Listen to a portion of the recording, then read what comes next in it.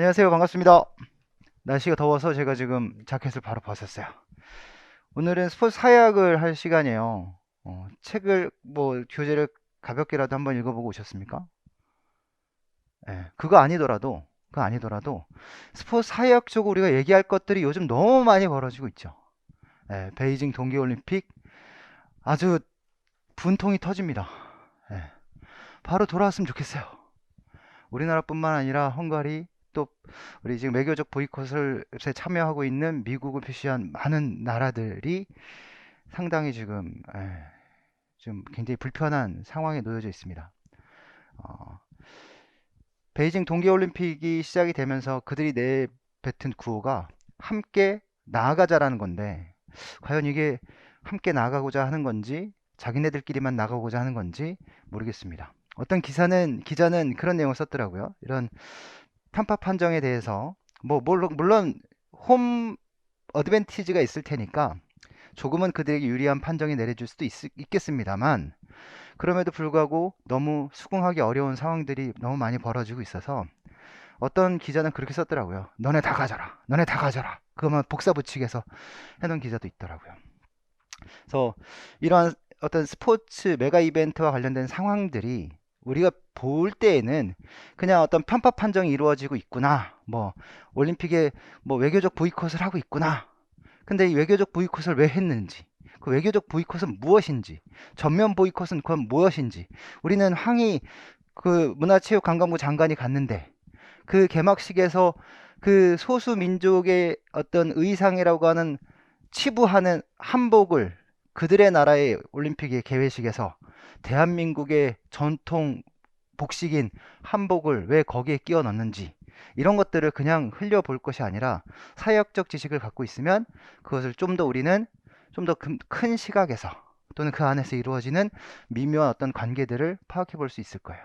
그래서 사회학을 공부할 때는 크게 이걸 하기 전에 이제 새로 오신 분들이 있으니까 우리 이제 시스템에 대한 부분을 가볍게 좀 소개를 좀 할게요. 그 OT 강의를 들으셨겠지만 우리는 개념 강의를 1시부터 6시까지 해요. 그리고 6시부터 한 3, 40분 정도 휴식 시간을 갖고 가볍게 이제 간식을 좀 드시고, 그 다음에 이제 6시 40분 정도 시간부터 1시간 20분에서 30분 정도 그날 했던 내용에 관한 기출문제를 풀어봐요. 형성평가 개념으로.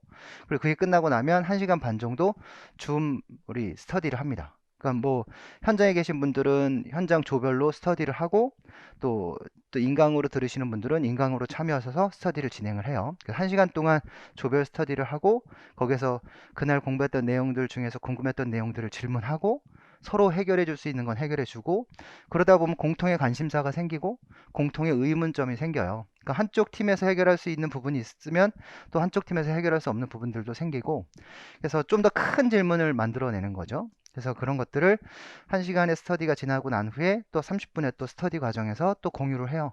그래서 그거를 서로 해결하고, 그런 과정에서 사고의 폭이 더 넓어지고 커지는 것 같아요. 그러니까 저는 거기서 이제 최소한의 참여를 하려고 노력합니다. 여러분들을 지켜보면서 최소한의 여러분들이 어떤 그 발견을 해 나갈 수 있는 계단을 만들어주는 역할을 해주고, 만약에 너무 지나치게 5개념으로 빠져들어가고 있다라고 한다면 그땐 개입을 해서 방향을 좀 잡아주는 정도의 개입을 합니다. 필요하다면 내용 설명 좀 해드릴 수도 있는 거고요. 줌 같은 경우에는 이제 초수분들이 굉장히 많아서, 그래서 초수분들 거의 내용 설명을 해주다시피 하는 좀 스터디가 진행되어지고 있어요. 그래서 상황에 맞게 진행이 되고요. 꾸준하게 참여하시고 꾸준하게 이런 어떤 서로의 나눔의 과정이 여러분들의 어떤 성장과 합격에 큰 도움이 될 거라고 저는 생각하고요. 지난 해나 지난 해나 여러 선생님들이 7월 달부터 8월 달, 9월 달, 10월 달 4개월에 걸친 코칭 과정이 이루어졌을 때 굉장히 많은 성장이 있었거든요. 그를 통해서 합격하신 분들이 많이 있고요. 아마 여기 계신 분들의 선배님들 중에서는 집에 가는 기차편까지 밀어놓고 줌에 참여하고 그러셨던 분들도 많아요. 예. 그러니까 그런 어떤 긍정적인 에너지가 넘치는 시간들이니까 그걸 통해서 합격을 한 걸음 더 다가가셨으면 좋겠습니다. 자, 볼게요. 오늘 볼 건 크게 사회학 이론이에요. 그래서 어떻게 보면 시험 문제 출제 비중보다는 사회학을 이해하는 데 있어서 내가 어떤 관점을 가지고 사회를 바라볼 것이냐, 사회학을 바라볼, 이게 가장 중요한 거고요. 그래서 잠시만요.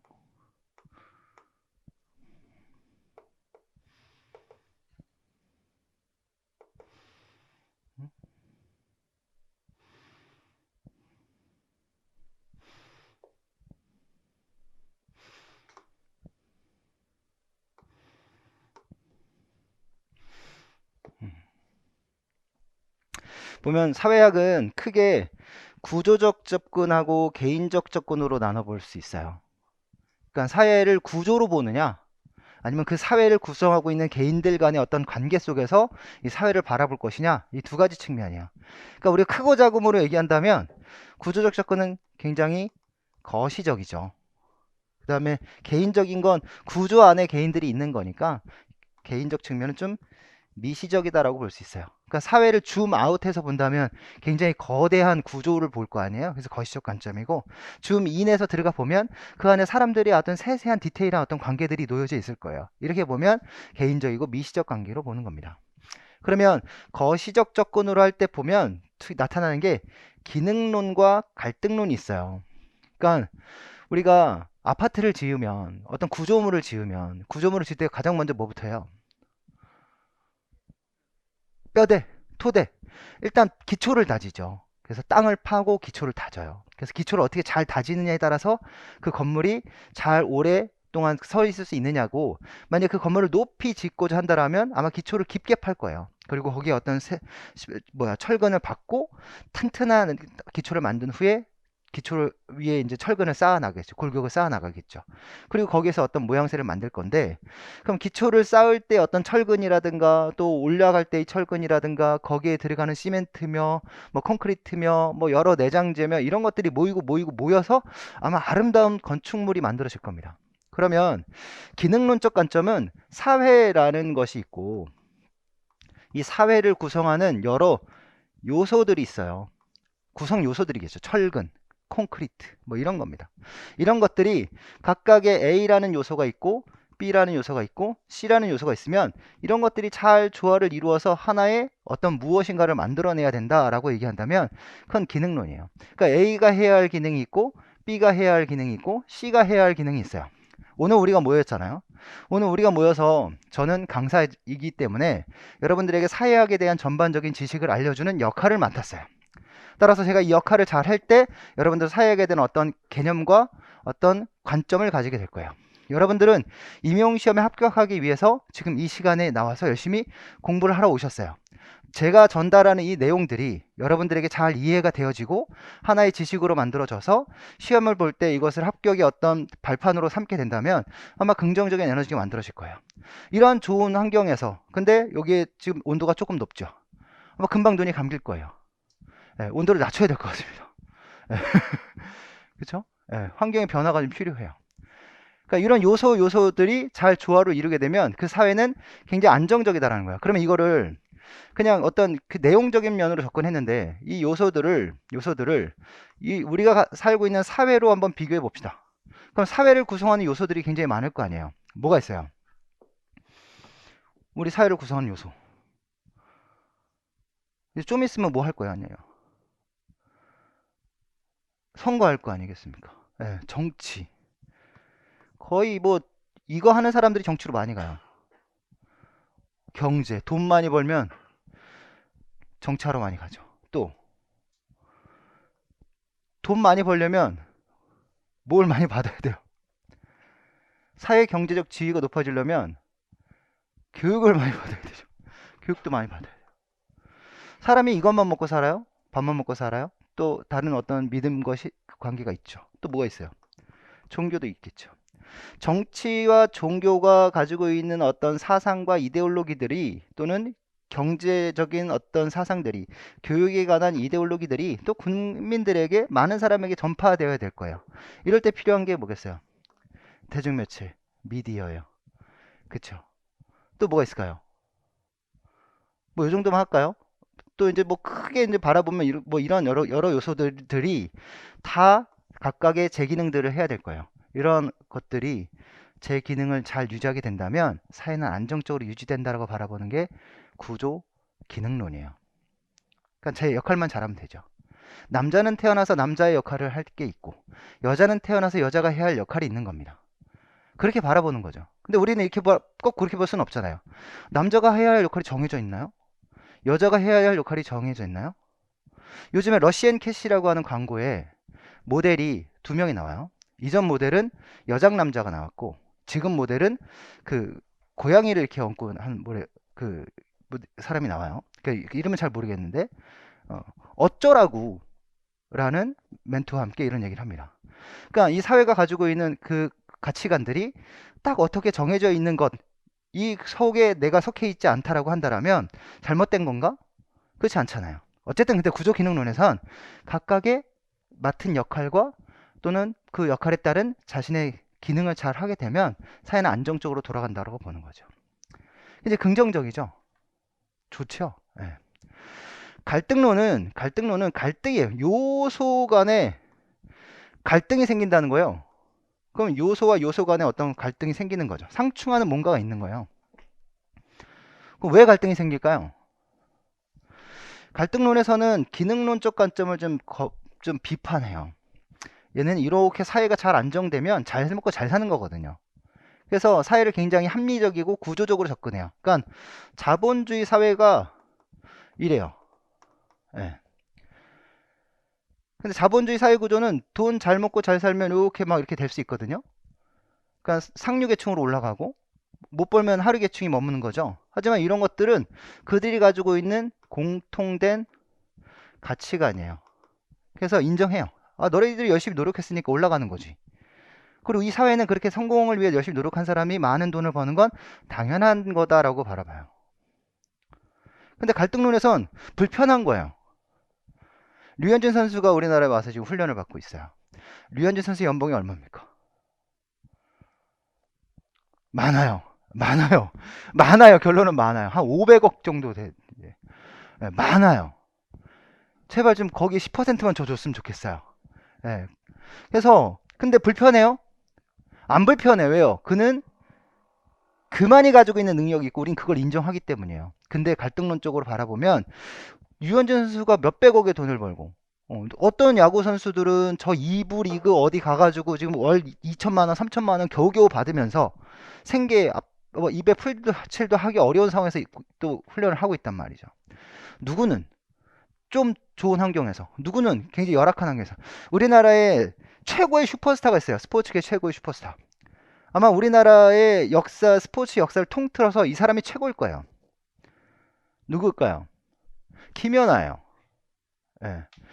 김연아 돈 많이 벌어요. 전 세계에서 스포츠 스타 중에 가장 돈을 많이 버는 선수 중에 하나예요. 예. 불편해요? 전 불편해요. 돈을 많이 버니까.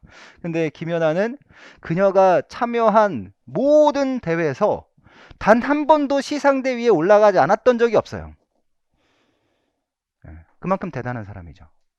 소치 동계올림픽 당시에, 밴쿠버 동계올림픽 당시에 그때는 제가 임용 강단에 처음 선 날이었어요. 선 날이 아니라 서서 사역 수업을 하는 시간이었어요. 마침 그때가 요맘때였죠. 근데 아사다 마오가 탁 경기를 하고 나서 미친 점수를 받은 거예요. 그래서 우리 수강생들하고 깜짝 놀랐어요. 그러니까 이게 막 핸드폰으로 자꾸 전 강의를 하고 있는데 핸드폰으로 막 보고 있었을 거 아니에요. 에이 때려쳐! 그래가지고 멈춰! 그리고 김연아 선수의 그거를 동영상으로 봤어요. 너무 긴장됐죠. 김연아 선수가 아사다마가 탁 끝나고 나더니 씩 웃는 거예요. 미쳤다 쟤. 보통 멘탈이 아니다. 그때는 김연아 선수에 대해서는 그 위대함을 잘 몰랐죠. 근데 딱 경기를 했는데 웬걸 정말 그 긴장된 상황에서 자신의 플레이를 하더라는 거죠. 그리고 아사다마의 선수의 기록을 넘어서는 기록을 받고 금메달을 따죠. 여왕의 등극이었습니다. 해설자들은 김연아 선수 연기를 보면서 해설을 안 해요. 감상을 합니다. 그리고 그 다음에 소치 동계올림픽 때 또 다시 출전하죠. 모든 해설자들이, 많은 사람들이 그녀가 금메달을 따는 건 당연하다고 생각했고 그녀의 연기는 완벽했습니다. 하지만 러시아의 편파 판정으로, 또 러시아의 편파 판정관이 그 댄스 뭐 피겨 스케이팅의 전문 심사위원이 아니더라고요. 그러니까 그 사람이 거기 심사위원으로 들어갔어요. 이 선수 이름이 기억도 안 나. 기억하고 싶지도 않아. 근데 그 선수가 경기가 딱 끝나자마자, 금메달 확정되자마자 막 뛰어가가지고 무대 뒤편을 하는데 그 심사위원하고 포옹을 하더라고요. 이런 일이 과연 있을 수 있는 것인가? 아무튼 중요한 건 이 사회를 구성하는 요소의 누군가는 이득을 얻고 누군가는 피해를 얻어요. 가진 자가 있고 못 가진 자가 생겨요. 제가 지금 뭘 가지고 얘기했냐면 돈을 가지고 얘기했어요. 또 명예를 가지고 얘기했어요. 그쵸? 이런 것들이 바로 뭐예요? 사회적으로 희소한 것들이에요. 사회적 희소 가치죠. 뭐 여기에는 또 다른 여러 가지가 있을 것입니다. 아니면 그냥 가장 대표적인 것들이고요. 그럼 이런 것들을 가진 자가 A라고 한다면 못 가진 자를 B라고 봅시다. A가 많이 가진다라고 얘기한다면 B는 못 가지는 거잖아요. 왜 못 가지는 거예요?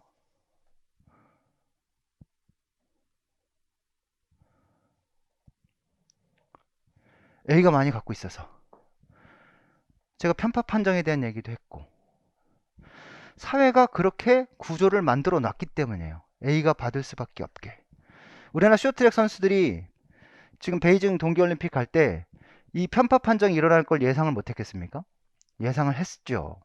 아마도 옷깃만 스쳐도 파울을 불 것이다. 옷깃만 스쳐도 옐로우 카드를 줄 것이다. 라고 했을 거란 말이에요. 그래서 중국 선수와는 옷깃조차도 스치지 않게끔 대비하고 훈련을 했답니다. 그럼에도 불구하고 누구는 퍽을 밀어서 던지질 않나. 한튼 뭐 이해할 수 없는 상식적으로 바라볼 수 없는 일들이 벌어지죠. 그들이 어떤 나라니까 그렇게 행동을 하는 걸까요? 자기네들이 강대국이다라고 생각하는 건지도 모르겠어요. 그들은 세계의 중심에 있다고 생각해서 그런지도 모르겠어요. 그러니까 그들이 그 어떤 잘못된 신념들이 우리와의 어떤 갈등을 일으키는 걸 수도 있어요. 그래서 갈등론은 가진 자와 가지지 못한 자 간의 어떤 불균형적인 어떤 배분 구조가 이 사회에 문제를 일으키는 거죠. 그리고 이런 것들이 또 사회를 변화시킬 수 있는 촉매제로서 작용할 수 있는 게 바로 갈등론적 관점이에요. 그러니까 자본주의 사회 구조가 그런 문제가 있으니 이런 경제 결정론적 구조로 바라봤을 때 어떤 가진 자와 못 가진 자의 어떤 불평등은 결국엔 이 사람들은 현재 체제를 유지해서 계속 더 많이 가지려고 노력할 것이고 못 가진 사람은 이 체제를 뒤집어 엎어서 균형 있게 만들어 주려고 노력을 하겠죠. 그런 긴장과 갈등 속에 사회는 구성되고 변화한다라고 바라보는 게 갈등론입니다. 자, 그래서 보면 구조기능론적 관점에서는 그래요. 사회는 하나의 유기체예요. 상호관계적이에요. 그래서 스퍼스 사회학의 구조기능론적 관점에서 주요 관심사 갖는 게 이 체제 유지예요. 아니면 이 사회가 안정적인 구조를 잘 이루어서 피라미드처럼 이렇게 딱 안정된 구조를 만들어야 되는데 이 안정된 구조를 잘 유지해야 돼요. 유지하려면 뭐가 있어야 돼요? 사회를 잘 유지하려면 뭐가 있어야 돼요? 기준. 그쵸. 기준이 있어야 돼요. 우린 그걸 규범이라고 하죠. 법과 규범이 있어야 돼요. 그럼 법과 규범을 잘 지키면 사회는 안정적으로 유지되는 거잖아요. 법과 규범을 지키지 않으면 법적으로는 처벌을 할 것이고 우리 사회에서 이 규범을 벗었다면 일탈이라고 얘기할 거예요. 일탈은 사회를 변화시킬 수도 있어요. 하지만 사회를 병들게 할 수도 있어요. 우리는 긍정적 일탈을 얘기하고자 하는 게 아니라 부정적 일탈을 얘기하고자 하는 겁니다. 그러면 우리가 이 사회에서는 다른 사람에게 해를 끼치지 말아라. 다른 사람을 때리지 말아라. 저희 아들이 맨날 싸워요. 그래서 동생 보고 형 때리지 마. 형은 이제 어느 정도 이게 잡혀 있기 때문에 동생 안 때려요. 예. 근데 우리가 이 사회에서 누군가에게 피해를 주고 누군가에게 주먹을 휘두르고 이랬어요. 이러면 안 되잖아요. 근데 그런 일이 비일비재하게 벌어지잖아요. 학교 현장에서 나타나는 학교 폭력 현상들, 이런 현상들 계속 벌어지잖아요. 그러니까 이런 것들을 스포츠가 뭔가 해결해 줄 수 있는 거잖아요. 아, 이런 아이들에게 이 사회가 가지고 있는 가치와 규범들을 스포츠를 통해서 가르쳐 주면 사회에 나아가서 이 사회가 요구하는 가치와 규범들을 알 테고 이 사회에서 바람직한 시민으로 성장할 수 있지 않겠냐. 그럼 체제 유지에 동조하는 거죠. 누가? 스포츠가. 그 기능을 수행하는 거죠. 또 이 사회에 나가서 일탈적인 행동을 하는 사람들, 폭력을 행사하는 사람들, 살인을 하고 어떤 사람이 할 수 없는 짓들을 행하는 사람들이 있다라면 그들이 아마 청소년 시절에 그런 어떤 욕구 불만들이 쌓이고 쌓여서 성인기에 표출됐을 수도 있단 말이죠. 또는 청소년기에 표출되어질 수도 있었겠지요.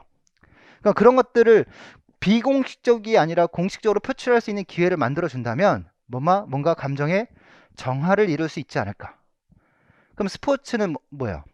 일상에서 할 수 없는 행위들을 스포츠라는 룰 안에서 할 수 있어요.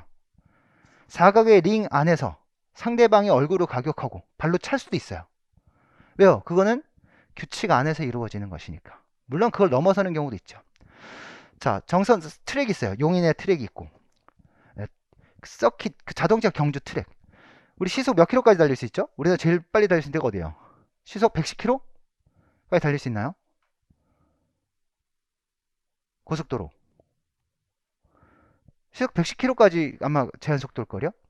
예, 근데 서킷을 가면 제한 속도가 없어요. 능력껏 타는 거죠. 예, 밟을 수 있는 만큼 밟는 거예요. 밟으라고 해도 못 밟죠. 예, 근데 그런 것들을 과연 우리는 스포츠라는 것을 통해서 해보고 거기서 내 정서의 불만이라든가 욕구 불만들이 해소되고 정화를 이룰 수 있어요. 학교 스포츠 클럽의 활동이 만들어진 이유도 학생들에게 정서적 정화의 어떤 역할을 스포츠가 수행하기 때문에 그걸 하는 거죠. 그로 인해서 학교 폭력은 상당히 많이 줄었어요. 또 스포츠, 지금 우리가 어떤 상황이에요? 베이징 올림픽 보면서 우리가 아마 공통된 생각을 갖고 있어요. 아, 정말 책상을 치고, 예, 뭐 이런 거죠. 이게 우리가 뭐야, 사회 통합적 기제로 작용하고 있는 거죠, 스포츠가. 우리 선수들이 올림픽에서 금메달을 많이 따주길 바래요. 우리가 사회 나가서 성공하길 바래요. 주어진 규칙과 룰 안에서 목표를 성취했을 때 그 목표는 가치로운 거예요. 근데 규칙과 룰을 벗어난 어떤 무엇인가에 우리가 범접할 수는 없던 영역이 있을 거고, 그를 통해서 얻어진 승리라고 한다면 그 승리는 가치롭지 않을 거예요. 공정하지 않았으니까. 지금 베이징 올림픽에서 나타나고 있는 현상들이 바로 그래요. 그러니까 우리는 올림픽답지 않다라고 얘기하는 거고, 그 금메달이 값지다라고 얘기하지 않습니다. 근데 중국은 잡뻥이 너무 심하죠. 예, 지금 뭐 난리가 났습니다. 중국은 지금. 예. 자, 적응. 스포츠에 적응하는 것, 곧 일상생활에 적응할 수 있는 역할을 수행하기도 해주니까요. 이런 것들이에요. 또 봅시다.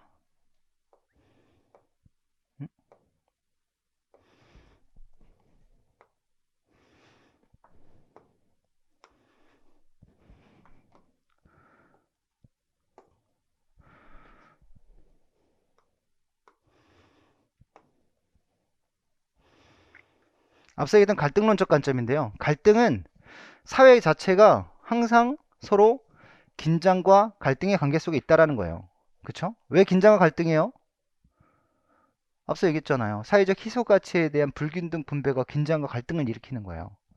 그러면 갈등론적 관점에서 스포츠는 어떤 역할을 하고 있냐? 왜 어떤 역할을 하고 있기 때문에 스포츠가 갈등의 원인이냐?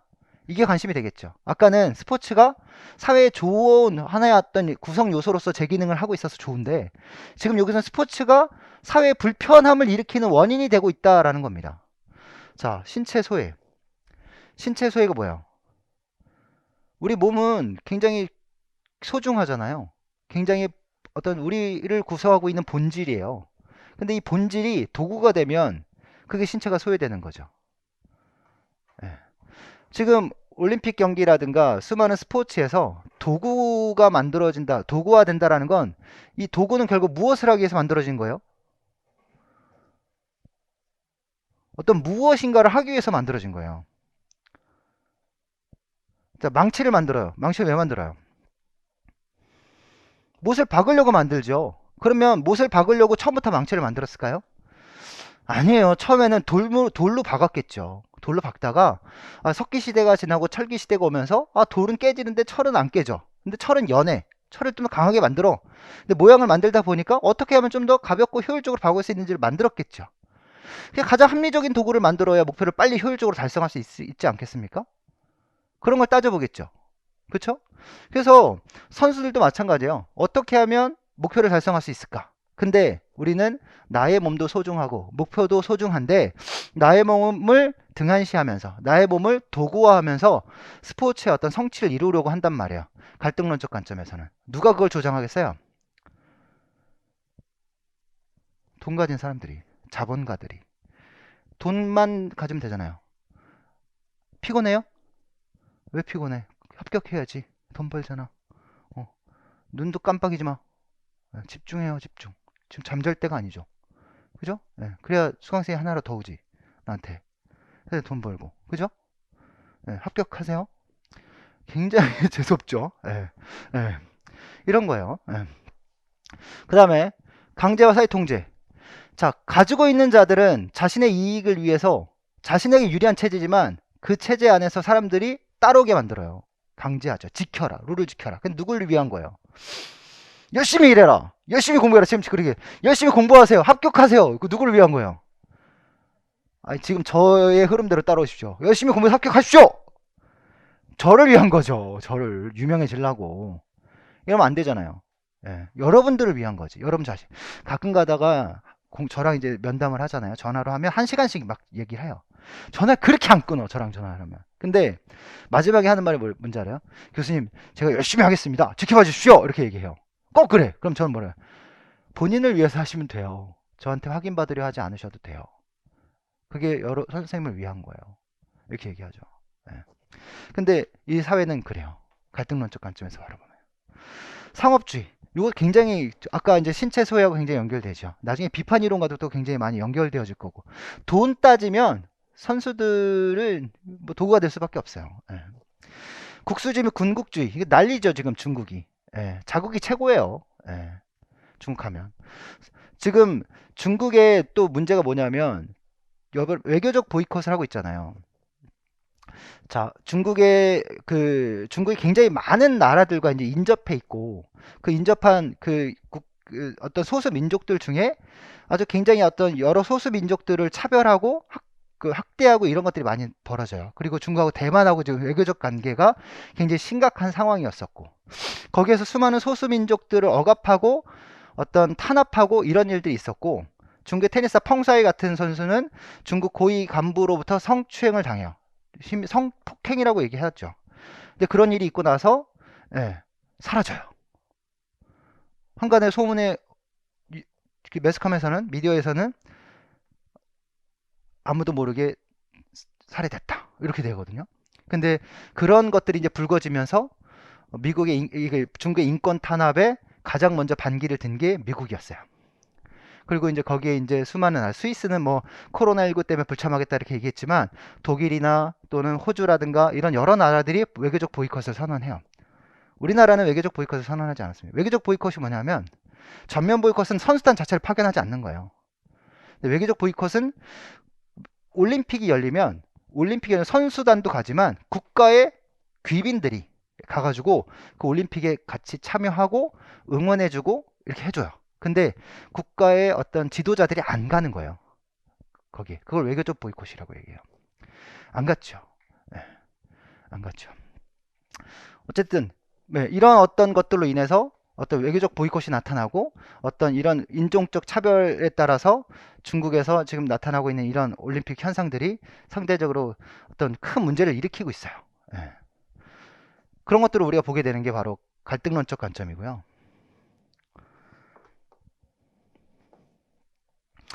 비판론적 관점을 보면 아까는 우리가 구조론적 관점에서 살펴봤어요. 그럼 구조는 굉장히 거대한 것이라면 그 안에서 개인들이 가지고 있는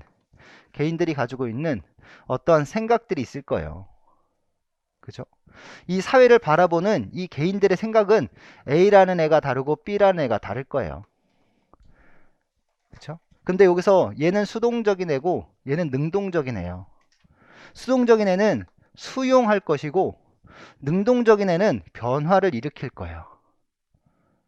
얘가 바로 비판 이론가들이에요. 그럼 이 사회가 가지고 있는 뭐가? 문화가 있겠죠.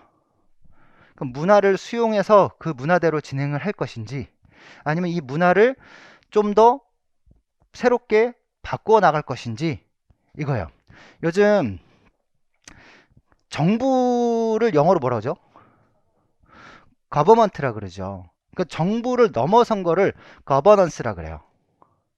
그러니까 우리가 어떤 체제 안에서 있게 되면 그 체제를 그 안에서 바라보면 모르죠.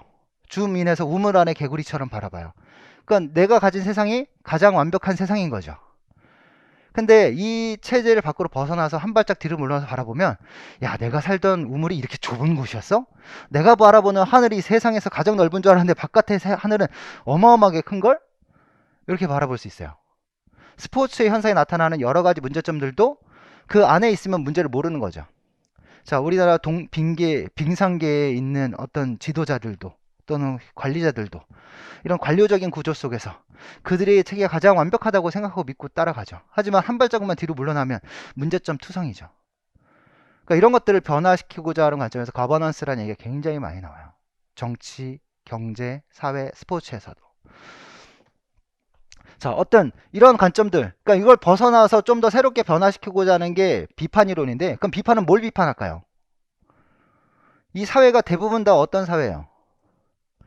자유민주주의 국가에서 대부분 살아가는 게 지금 우리 그러니까 중국도 그렇고 다 공산주의는 다 벌어서 공평하게 나누자잖아요. 근데 중국이 공산당이 집권하고 있지만 시장의 흐름은 자유롭게 맡겼단 말이에요. 자유시장 경제죠. 자본주의 경제를 질서를 받아들인 거란 말이에요. 그러니까 돈이 굉장히 많이 벌리겠죠. 그렇죠? 수많은 돈이 막 벌려요. 돈이 많이 벌리면서 중요한 게 뭐예요? 아까도 얘기했던 것처럼 돈이 세상의 전부죠. 요거 요건 거예요. 예, 그러니까 스포츠도 뭐 하게 돼요? 이거 돈이에요. 돈벌이선 상업화 되는 거죠. 우리 여러분들 그거 있죠. 돈벌이가 되면 막 그거 계속 만들어요. 돈벌이가 되면 돈벌이 되는 걸 계속 만들어서 복사해내고 계속해요. 오징어 게임 난리였죠. 예, 그 오징어 게임이 그게 이 넷플릭스에서 1일 찍고 나서 어디 가나 다 오징어 게임이에요. 뭐 부동산을 가도 오징어 부동산, 뭐 어디 뭐 마트를 가도 오징어, 뭐 다 오징어예요. 왜 그런 거예요? 아, 저 프레임을 따라하면 우리도 성공할 수 있을 것이다. 예. 근데 비판 이론에서 핵심은 뭐냐면 이 틀을 벗어나자라는 거거든요. 벗어난다는 건 또 뭐예요? 아까 일탈을 얘기를 했을 때 일탈은 잘못된 것만 생각하면 잘못된 거지만 일탈은 또 하나의 새로움을 만들어낼 수 있는 것이거든요. 그러니까 일탈은 창조예요. 창조의 시작이죠. 그럼 비판 이론가들은 현 체제를 벗어나서 이 세계를 바라보면 이 세계를 다른 모습으로 바꿀 수도 있는 능동적인 존재인 거예요. 그러니까 이 세계를 어떻게 바라보느냐, 이 개인이 가지고 있는 인식이 가장 중요한 거예요. 비판 이론에서. 그럼 그걸 가지고 변화시키면 되죠. 근데 자본주의 사회구조에서 그 변화를 원해요? 변화 안 해요. 예, 요거 따라 하라 이거죠. 돈 벌니까. 그러니까 너는 도구로서 이 목표 달성을 위해서 거기에 최선을 다해 노력만 하면 돼. 그래서 시험 문제 나왔던 게 전문화가 나왔던 거고 도구적 이성, 도구적 합리성이 여기서 나왔던 거예요. 예. 그런 것들이 이제 비판 이론적 관점에서 바라본다라면 이게 굉장히 잘못된 거죠. 예. 반면에 상징적 상호작용은 얘하고 서로 상호작용해요. 이렇게. 자, 우리 재성 선생님하고 스포츠에 대한 얘기를 잠깐 해볼게요. 스포츠 관련해서 요즘 이제 베이징 동계올림픽이 열리고 있는데 베이징 동계올림픽을 이제 개막하고 나서 며칠 안 됐잖아요. 시청한 소감은 어떻습니까? 스포츠가 아니라고 생각합니까? 올림픽에서 스포츠가 아니다. 그럼 스포츠는 뭔가요? 스포츠는 경쟁에서 상대방과의 경쟁에서 승리하고 메달 따면 최고 아닙니까? 네. 상대방과의 경쟁이 아니라 우리나라는 왜 그런 어떤 정당한 자신이 가지고 있는 신체적인 탁월성을 가지고 겨룬 것이 아니라 그러니까 뭐 하나를 더 얻고 또 하나는 바깥에서 어떤 지원을 얻고 이러한 경쟁이 이루어진 거네요. 그 순수하게 경쟁이 아니라 그럼 이건 스포츠에서 가장 중요한 게 규칙 안에서 공정함인데 규칙도 그 기준을 잘 모르겠고 공정한지도 잘 모르겠고 더럽네요. 올림픽이 더럽네요. 그죠? 더러워요. 아마도 그러면 이 베이징 올림픽이 남기는 레거시는 뭐가 될까요? 이 베이징 올림픽이 남기는 유산은 뭐가 될까요? 긍정적일까요? 부정적일까요?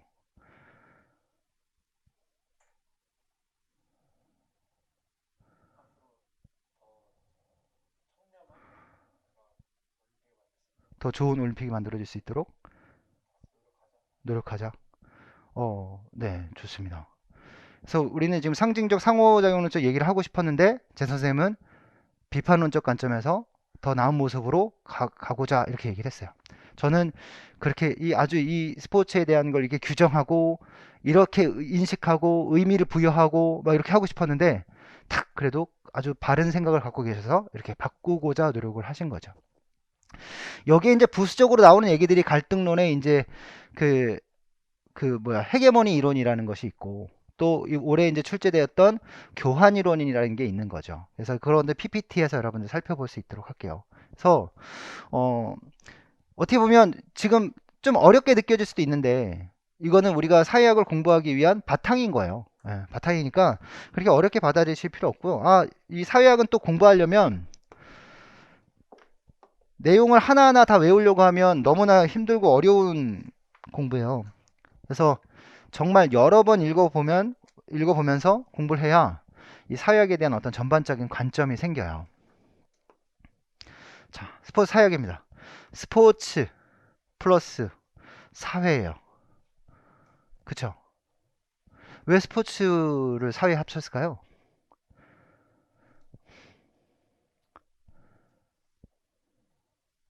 이 사회가 가지고 있는 무엇인가가 있을 거고요. 그쵸? 그 안에 스포츠라는 것이 있겠죠. 그럼 이 사회가 가지고 있는 뭐가 있을까요? 가치, 규범, 뭐 여러 가지 이 사회에서 해야 될 어떤 태도, 이 사회에서 해야 될 행동들, 이것이 이 사회를 구성하고 있는 요소 중에 하나인 스포츠가 같겠죠. 그래서 스포츠는 작은 소사회라고 얘기하는 거죠. 그럼 여기 스포츠에 가지고 있는 가치, 규범 또는 어떤 태도, 행동 이런 것들이 있겠죠. 스포츠에 농구도 있을 것이고 축구도 있을 것이고 또 우리 큰 메가 이벤트와 같은 올림픽들이 있을 것이고 그럼 어린 청소년들이나 어떤 성인들이 스포츠를 경험하면서 거기서 우리가 추구해야 할 가치가 무엇이냐? 가치는 무엇이겠어요? 추구해야 할 가치가 공정이냐? 승리냐? 뭐 기능이냐? 그럼 여기 이렇게 엮여지겠죠. 공정과 승리를 따진다. 쉽게 해봅시다. 룰을 지킬 것이냐? 규칙을 지킬 것이냐? 아니면 돈을 추구할 것이냐? 자본주의 사회는 뭘 추구하겠어요? 돈을 추구하겠죠. 좀 거기서 좀 더 이상적으로 가고 싶은 건 뭐야? 공정이죠. 공정한 룰 안에서 돈을 추구하면 이건 또 가치롭죠. 예. 저희 아이들하고 매주마다 하는 게 있어요. 땅 따먹기를 해요. 부루마블 게임을 합니다. 네, 부루마블 게임을 하는데 거기 있는 모형 지폐로는 아이들이 돈에 대한 가치가 안 생기는 거예요. 그래서 지난주부터 실제 돈을 가지고 하기로 했어요. 5,000원. 5,000원 가지고 땅도 그냥 안 사요. 나눠줘요, 그냥. 4개씩, 4개씩, 4개씩. 우리 아들은 서울을 무조건 살려고 하고. 아무튼 저는 뉴욕을 가고 싶어요. 뉴욕을 무조건 하고. 근데 돈이 왔다 갔다 하는 거예요. 한국에 걸리면 2,000원 내야 돼요. 2,000원. 그러니까 2,000원 받으면 좋아하고 저한테 몇 번 걸려가지고 5,000원 잃고 2,000원 받았다고 좋아해요. 돈의 개념이 없죠. 어쨌든 이러한 것들을 스포츠를 통해서 어떤 게임을 통해서 바람직한 가치관을 형성하고 그런 가치관을 형성한 사람들이 사회에 나오면 이 사회는 굉장히 아름다워질 것이다. 하지만 스포츠가 가지고 있는 좋지 않은 것들이 있다라면 이 사회에 좋지 않은 모습들이 있다라면 이걸 통해서 이 사회의 불합리를 바라보고 이 사회를 좀 더 나은 모습으로 바꾸고자 한다라면 그것도 역시 우리 스포츠 사회학을 공부하는 사람이 해야 될 일들인 거죠. 그렇죠? 그래서 스포츠 사회학은 이렇게 스포츠 사회학적 이해와 지금 이제 이론적인 부분이고요. 제도와 관련된 건 사회 구성 요소들에 대한 얘기예요. 정치, 경제, 교육, 종교, 어떤 미디어 뭐 이런 것들에 대한 얘기들입니다.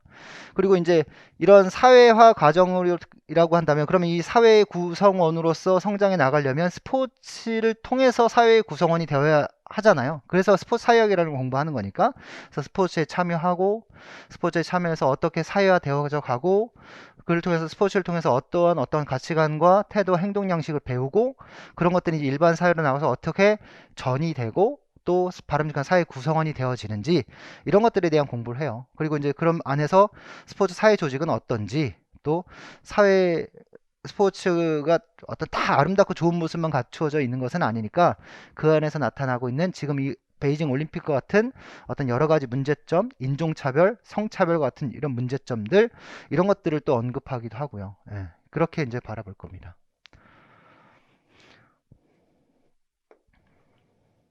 자, 그런 이론적인 걸 알아보기 이전에 이건 철학에서도 나오는 얘기거든요. 그래서 여기는 어렵진 않아요. 그래서 편안하게 좀 봅시다. 자, 체육의 개념. 체육은 뭐 신체 운동을 통한 교육이니까 이건 여러분들 교육학에서 다 하실 거고요. 예전에 이제 신체의 교육에서 신체를 통한 교육이 어떤 무엇을 통한 교육이니까 신체라는 신체 활동이라는 것을 통해서 어떤 교육적 가치를 얻을 수 있다라는 거죠.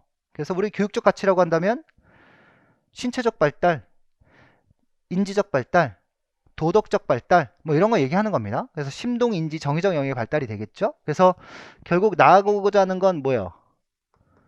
전인을 만들자. 전인을 만들자. 좀 더 지금 현실적인 표현을 하면 바람직한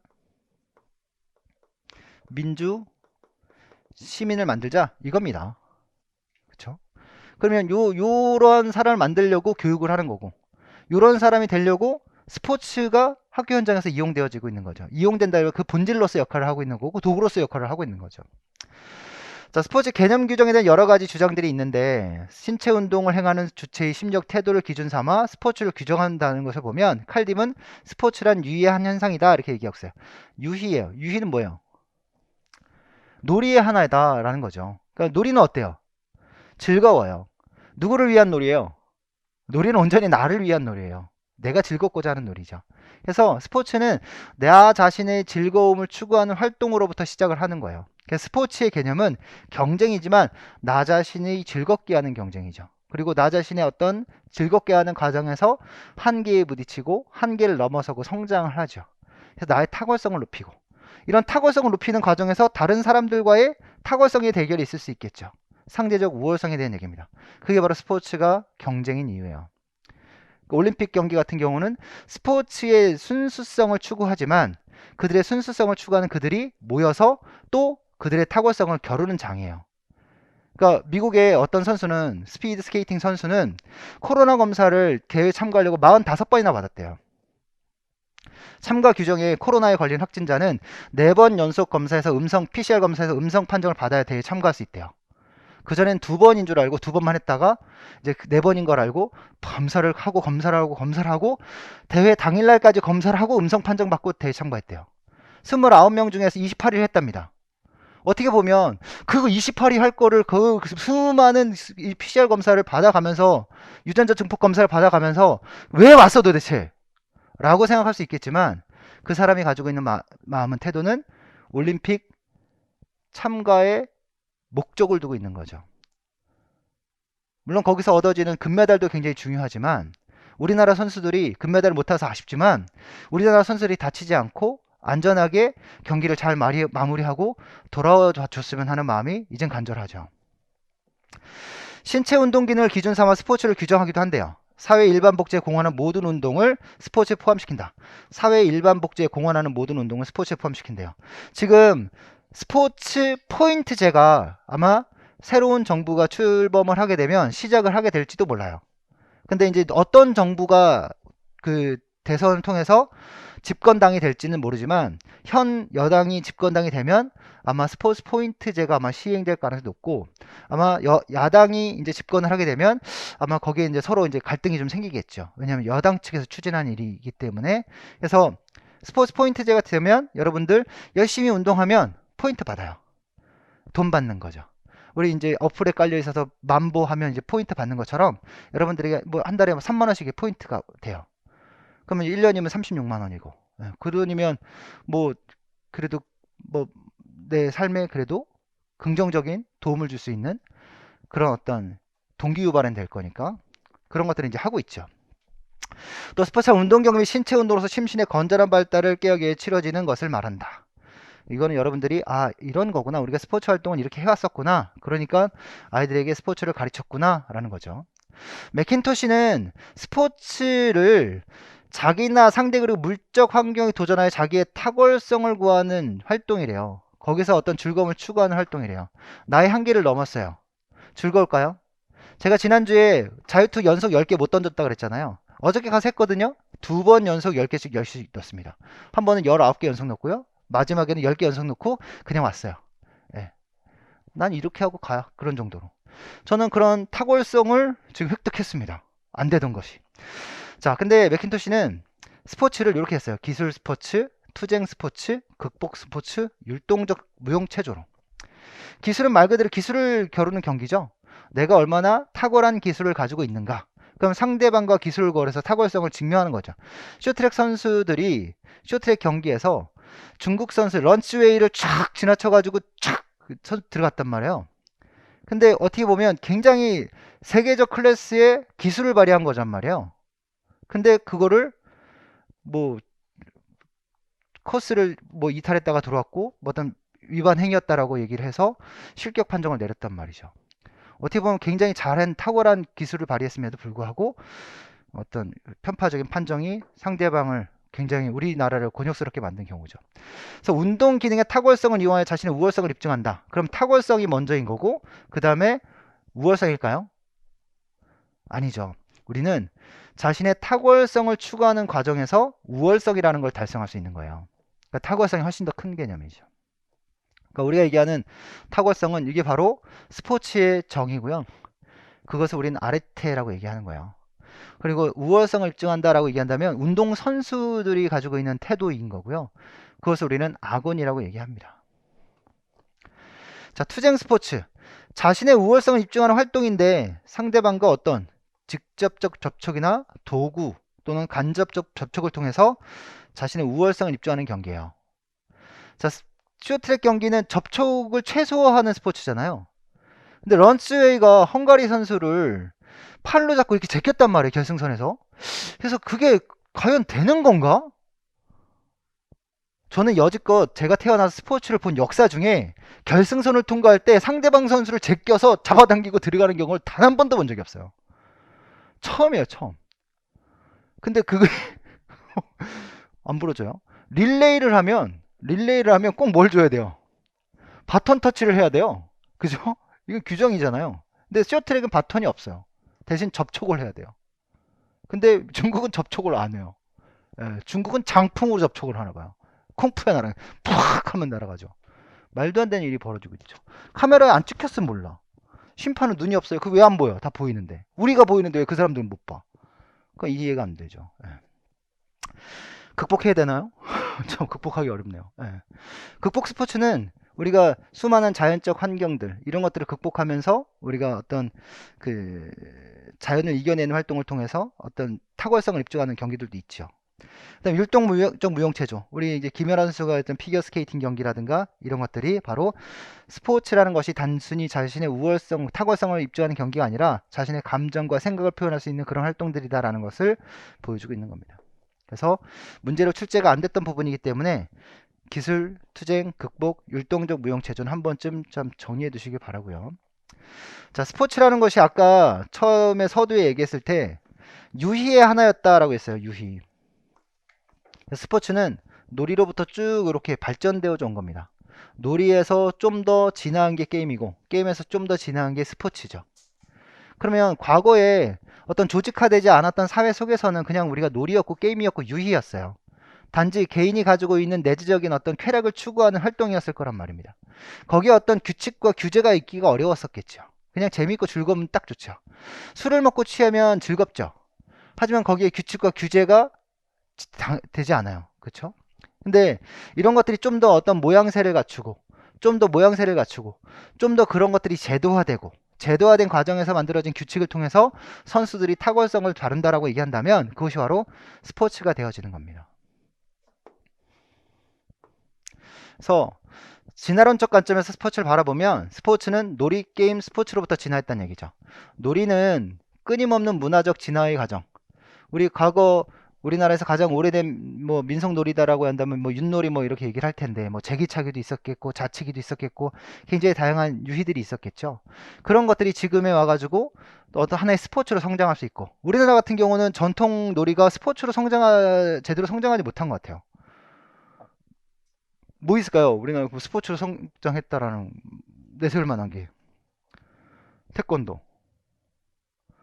씨름. 근데 씨름은 뭐 이게 우리 국내용이고 거의. 태권도는 세계적인 수준으로 성장했지만 여기서 이제 거버넌스가 필요한 것 같아요. 좀 더 메타적인 사고가 필요한 것 같아요. 우리나라의 태권도는 전통을 고수하는 건지 아니면 서로 이 새로운 변화에 발맞추어 나가기 위한 노력을 하고 있는 건지 좀 물음표가 들어요. 근데 지금 세계 태권도 연맹이라든가 뭐 태권도 외국에서 보면 태권도를 좀 더 박진감 있는 경기로 만들어 간다는 거죠. 근데 우리는 자꾸 경기적인 모습을 만들어 가는 것 같아요. 어떤 성지순례를 하는 것처럼 태권도의 성지인 우리나라, 뭐 우리나라 어디가 태권도의 성지인가요? 태권도의 발상지? 제가 이거를 잘 기억해 뒀었는데 까먹었네. 저기 어디 지역인데 모를 수도 있죠. 근데 지금 태권도 대회가 아마 저기 홍천인가 어디서 이렇게 열릴 거예요. 홍천인가 어디서 아마 태권도 대회가 열리는데 거기가 태권도의 발상지는 아니거든요.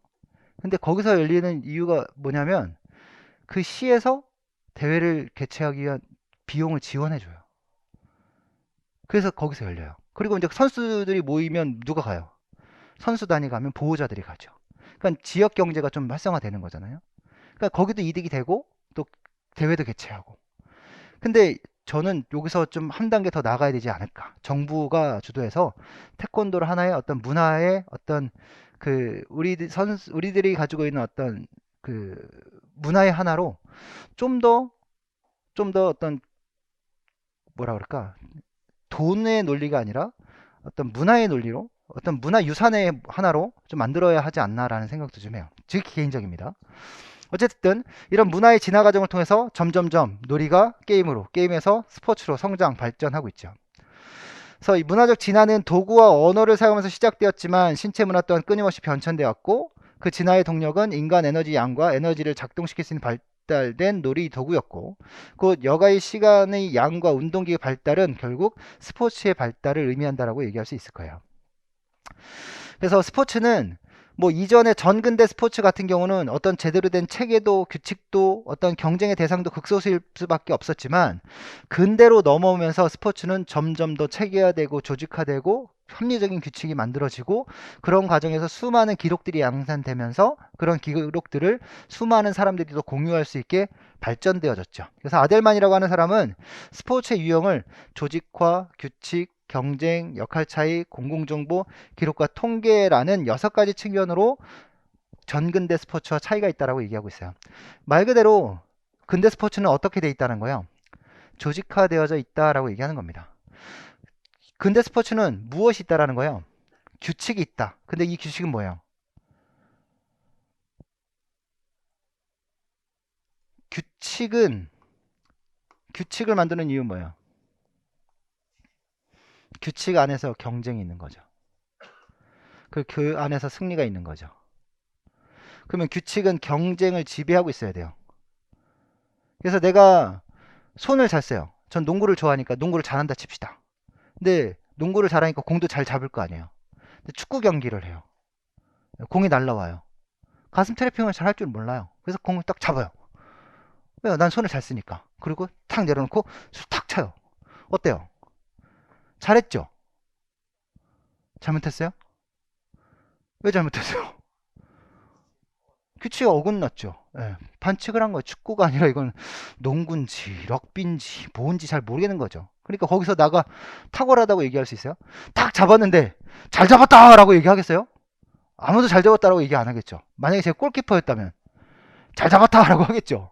근데 그게 아니잖아요. 그죠? 그래서 이런 규칙 안에서 경쟁은 이루어지고 그 경쟁 안에서 자신의 탁월성과 상대방에 대한 우월성을 추구하는 활동이 되어져야 되죠.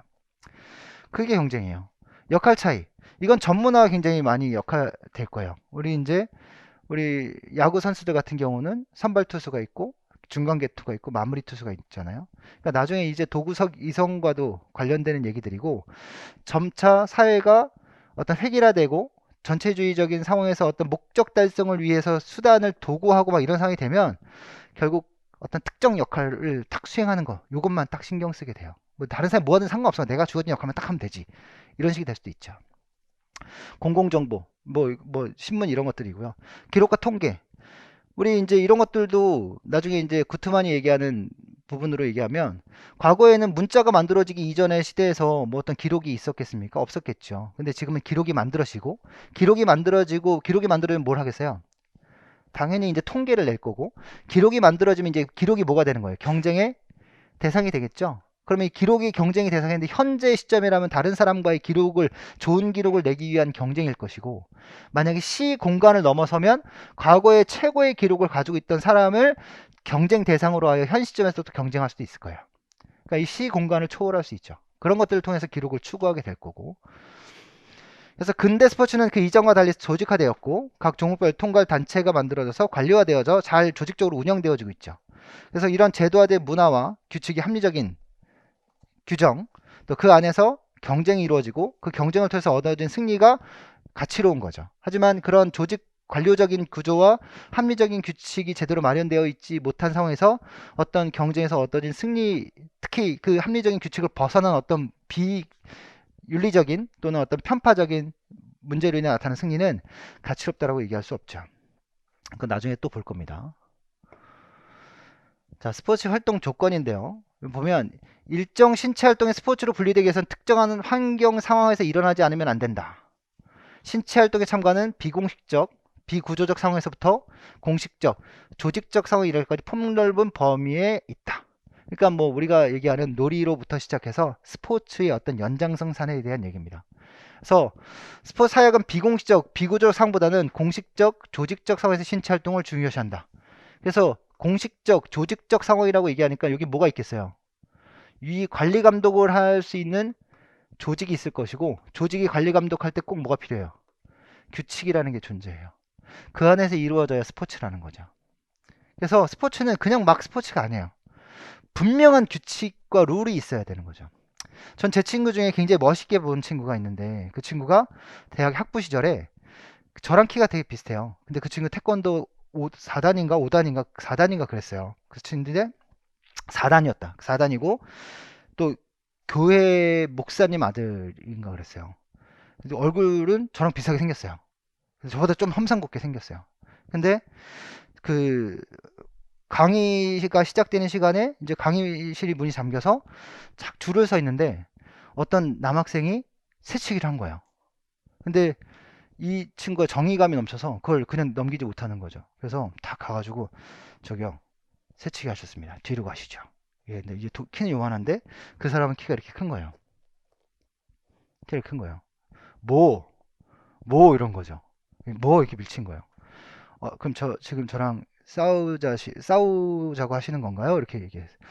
그래 뭐 싸우자 어떨래? 뭐 이렇게 한 거예요. 그래서 이제 자기 신분을 봐요. 저는 이제 모 대학교 체육학과 학생입니다.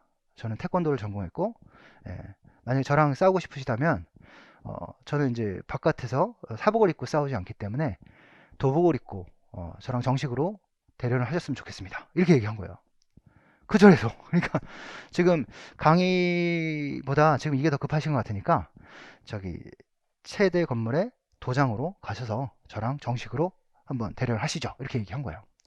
너무 당당하게 너무 침착하게 딱 얘기하니까 이 사람이 쫀 거죠. 예.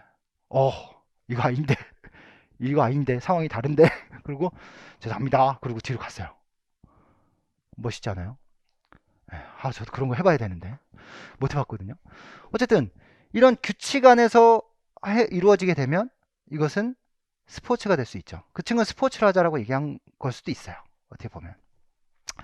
자, 이런 스포츠가 제도화되는 요소가 네 가지가 있어요. 시험에 2번이나 출제됐고 올해 또 출제된 문제입니다.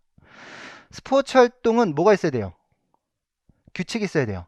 규칙은 표준화되어져야 돼요. 앞서 여러분들이 베이징 올림픽의 가장 큰 문제가 기준이 없다라고 얘기했잖아요. 표준이라는 건 뭐예요? 국제 표준, 스탠다드, 코리아 스탠다드가 KS 마크가 있는 것처럼 코리아에서 만들어진 어떤 부품에 KS 마크가 찍혔다라면 그와 같은 부품을 어디에서나 쓸 수 있는 거예요. 스탠다드했다는 건 어느 곳에서나 쓸 수 있다는 거죠. 그럼 규칙이 표준화되었다면 어디에서나 그 규칙과 룰 안에서 경기가 이루어지면 지금 여기서 하나 다른 데서 하나 다 똑같다는 얘기죠. 자, 재미있는 게 스키 점프 종목이 있어요. 저는 스키 점프 종목이 탁 활강을 하다가 공중에 점프를 해서 비행을 하면서 착지하는 거리, 그중에 착지 자세, 뭐 이런 것 때문에 실격이 있다라고 생각을 하고 있었거든요. 근데 올해 엄청나게 많은 선수들이 6명 정도의 선수들이 실격 처리됐어요. 단체전에서, 남녀 혼성 단체전에서, 올해 처음 생긴 종목에서. 그 이유가 뭐냐면 복장 위반이에요. 복장 위반. 자기 신체로부터 약 2cm 이상 옷이 사이즈가 크면 이건 비행을 할 때 항력을 받기 때문에 채공 시간이 길어진다는 거죠. 그래서 규정 위반인 거예요. 근데 문제는 이 옷을 입고 개인전에 출전했다가 은메달 받은 선수가 똑같은 옷을 입고 출전했는데 단체전에서는 실격이라는 거죠. 말도 안 되는 일이 벌어요. 그럼 여기에서의 규칙과 여기에서의 규칙이 다르냐? 규칙은 똑같대 옷이 달라져서 문제가 돼야 되는 거지, 옷은 똑같은데 규칙이 달리 표준화되지 않으면 이게 문제인 거잖아요. 그렇죠? 일본 선수는 시합을 하기도 전에 그런 일을 당하는 거예요. 그러니까 시합을 처음에 딱 뛰고 굉장히 좋은 기록을 받았는데 잠시 뒤에서 옷을 탁 착용하고 눈물을 흘리면서 나온 거예요. 당신 실격입니다. 이렇게 얘기한다는 거죠. 지금 아마도 스물스물 올라오고 있어요. 베이징 올림픽을 보이콧해야 되나? 아마 쉽지 않죠. 하지만 우리나라도 그렇고 일본도 그렇고 많은 외국들의 매스컴이나 선수단에선 굉장히 부정적인 시각을 가지고 있다는 겁니다. 자, 표준화되어져야 돼요. 규칙이 표준화되고. 그럼 규칙을 만들면 규칙을 집행하는 곳이 있어야 되죠. 규칙을 관리하는 곳이 있어야 되죠. 그래서 그 규제 기관이 있어야 돼요. 우리 빙산이면 ISU인가요? 예, 얘네가 있어야 돼요. 얘네가 재구시를 해줘야 되는데 얘네는 또 이의 제기하면 돈 내고 이의 제기해야 돼요. 12만 원인가 우리나라 돈으로 한 100불 정도 되는 돈 내고 이의 제기해야 돼요. 무슨 이의 제기하는데 돈을 내? 말도 안 되죠. 아무튼 그래요. 그러면 규칙이 표준화되게 만들어졌고 규제 기관에 의해서 규칙이 잘 만들어지고 합리적으로 만들어지고 잘 시행되고 있어요. 그리고 규칙에 의해서 만들어진 기록들을 잘 보존하고 있어요. 그럼 이제 요건 틀은 잘 만들어진 거잖아요. 그럼 틀 안에서 뭐만 하면 돼요? 열심히 헤엄치면 돼요. 열심히 활동하면 돼요. 그럼 열심히 활동하는데 필요한 게 뭐예요? 내가 가지고 있는 기능이고 내가 가지고 있는 기능을 전술적으로 쓰는 거예요. 그럼 여기 활동이 조직적, 전문적 측면이 중요해진다라고 얘기한다면 경기자나 코치가 선수들의 경기력의 승리로 이어질 수 있도록 전략적, 전술적인 어떤 훈련과 지도를 하는 거죠.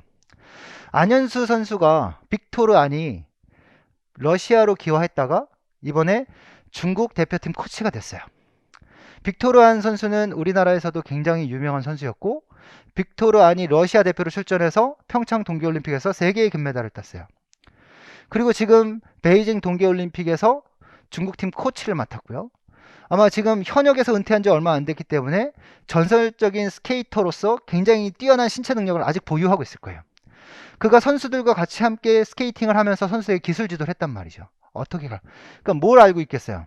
이 사람 머릿속에는 한국 스케이터들이 가지고 있는 스케이팅 주법과 전술 이런 것들을 다 알고 있을 거란 말이죠. 그러니까 베이징 올림픽에 참가한 중국 선수들에게 그걸 안 알려주겠어요? 그 사람한테 뭐 이렇게 애국심을 논해야 돼요? 아니죠. 그 사람은 중국에 갔으니까 중국 선수들을 위해서 최선을 다할 수도 있겠죠. 물론 안타까운 상황이지만 가르쳤을 겁니다. 예. 거기에 더하여 뭐 일들이 있었겠죠. 그거예요. 그럼 그걸 배웠어요. 그 다음에 이제 뭐만 하면 돼요? 내 기량을 높이기 위한 노력을 하면 되는 거죠. 그래서 규칙이 표준화되고 표준화된 규칙을 관리 감독할 수 있는 조직이 구성되고 거기에 코치와 감독들은 선수들의 승리를 위해서 어떤 합리적인 훈련 계획과 전략 전술을 만들어야 되고 선수들은 거기에서 어떤 좀 더 좋은 수준 높은 경기 기량을 발현하기 위해서 기능을 연마해야 되겠죠. 이렇게 제도화된 요소가 이런 측면이 시험 문제로 이렇게 출제됐었어요. 그래서 여기는 이제 스포츠 지도사에서는 행동의 조직적 합리적 측면을 규칙 안에서 승리하는 방식 찾기다라고 제시하고 있어요. 지도사 책에서는.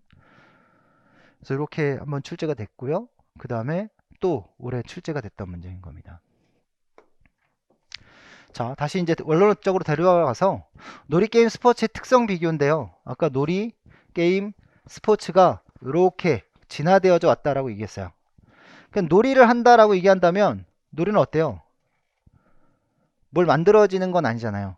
허구적이죠. 비생산적이에요. 그죠? 자율적이고 재미를 추구해요. 저는 이걸 매일 봐요. 네, 저희 아이들은 매일 봐요. 그러니까 코로나 때문에 첫째 아이는 지금 방학이라서 이제 학교 안 가고 둘째는 지난주에 그 같은 원의 아이가 확진이 됐대요. 그래서 월요일날 화요일날 유치원을 안 갔어요. 월요일날 안 갔어요. 월요일날 집에 있는데 저희는 방을 제 방부터 아이들하고 공부방을 하나 만들었어요. 그러니까 거긴 책상만 있어요. 독서실 같아요.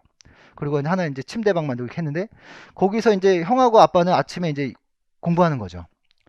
공부하는데 얘도 이제 그 책상에 앉아서 공부를 해요.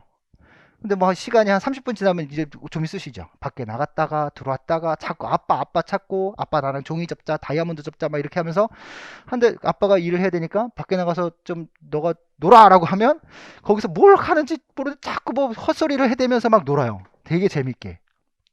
예, 저는 이해할 수 없는 걸 가지고 막 놀아요. 예, 이게 놀이죠. 여러분들 이해할 수 없는 놀이 갖고 노시잖아요. 없어요? 술 마시잖아요. 술 안 마셔요? 이해할 수 없죠. 예, 애들이 장난감 갖고 노는 거, 포켓몬스터 갖고 노는 거 이해 안 되는 것처럼 아빠가 술 마시는 게 이해가 안 되는 거죠. 술 마시고 이러면서 아빠 왜 술 마셔? 아빠는 좋아. 너 포켓몬스터 왜 해? 아빠 좋아. 쌤. 그럼 갑자기 터치하지 맙시다. 이렇게 될 수 있겠죠. 하지만 그럼 어떻게 해요? 집안이 풍비박산 나겠죠. 그래서 규칙을 만들어야 돼요. 예.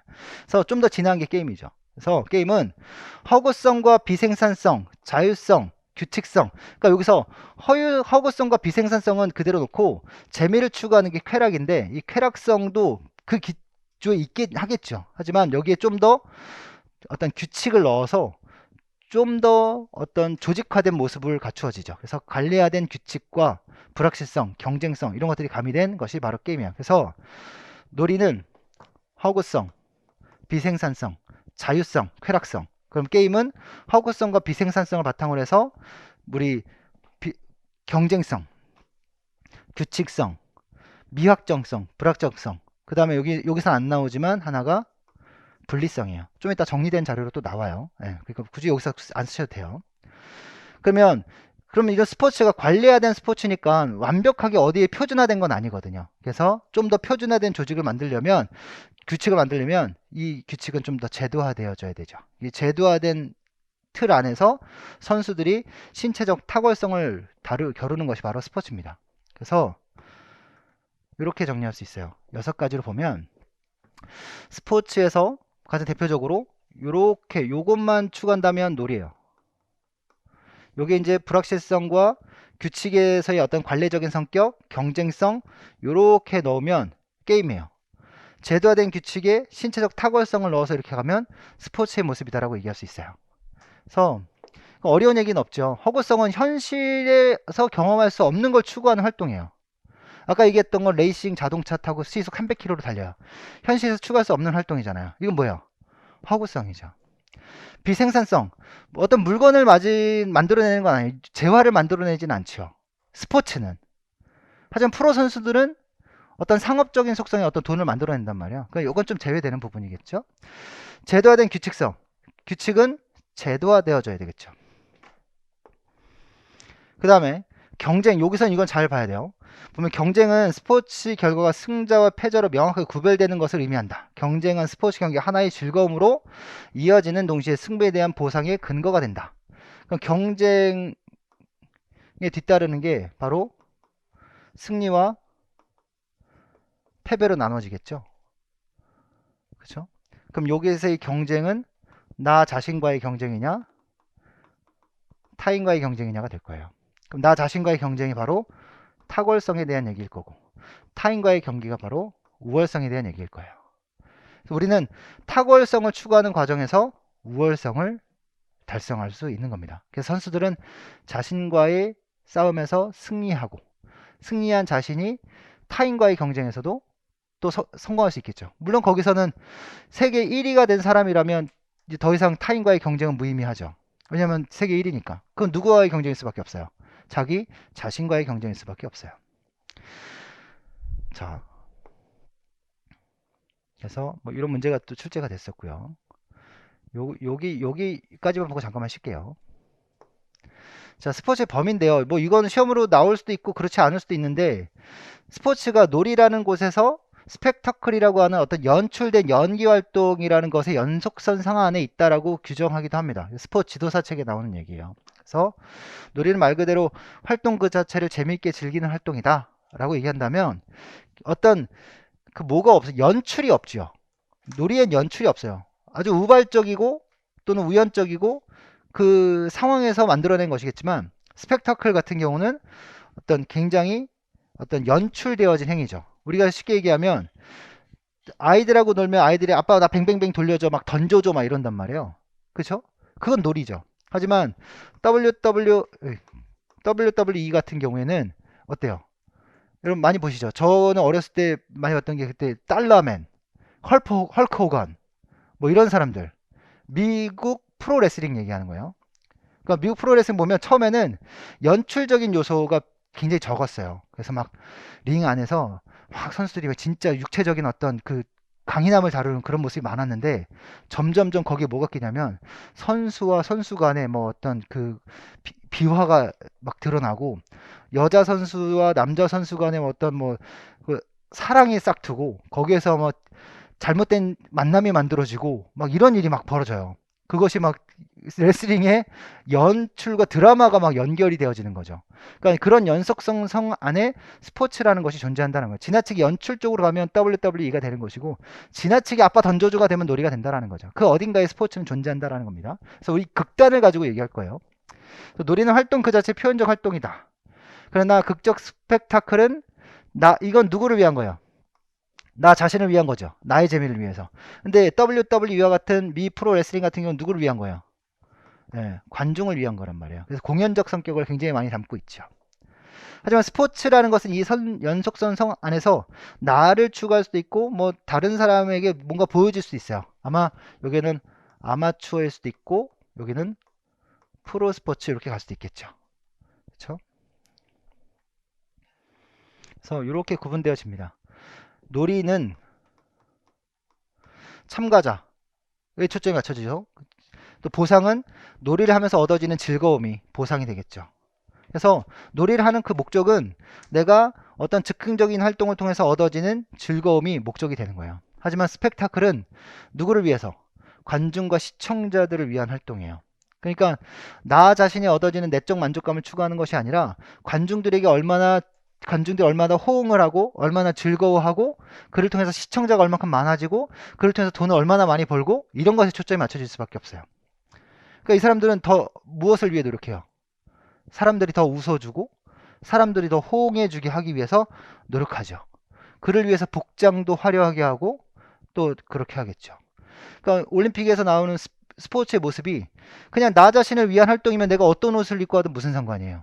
근데 점점점 이런 스펙타클의 모습으로 가게 되면, 연출된 모습으로 가게 되면 복장이 달라지죠. 남자 선수들 같은 경우는 그런 몸에 볼 것이 별로 없지만, 여자 선수들 같은 경우에는 아름다움의 곡선이 우리의 아름다움의 표시이고 하다 보니까 스포츠 경기에서 여성들의 육체적인 선이 보이게끔 유니폼이 만들어진단 말이에요. 그러니까 이게 과연 스포츠를 보러 온 건지 여성의 몸매를 보러 온 건지. 근데 미디어들은 뭘 주로 보도해요? 남자 선수들은 탁 멋지게 덩크슛 딱 하는 거 보여주면, 여성 선수들은 아름다운 자세, 곡선 요거 보여준단 말이에요. TV 화면의 포커스도 선수들의 경기 딱 화면을 보여주면, 여성 선수들은 특정 부위를 이렇게 탁 줌인 해가지고 보여준단 말이에요. 그쵸? 그러니까 이게 과연 누구를 위한 활동이며, 그럼 선수들은 자신의 경기력보다는 그런 보여주기 위한 어떤 활동들로 자신의 어떤 경기력보다는 그런 것에 초점을 맞추게 되면, 그 외적인 부분에 초점을 맞추게 되는 문제점이 나타날 수도 있죠. 그래서 뭐 이런 어떤 정의하는 문제들이 한번 출제됐었어요. 예. 잠깐만 쉬었다가 마저 제 내용 볼 수 있도록 하겠습니다.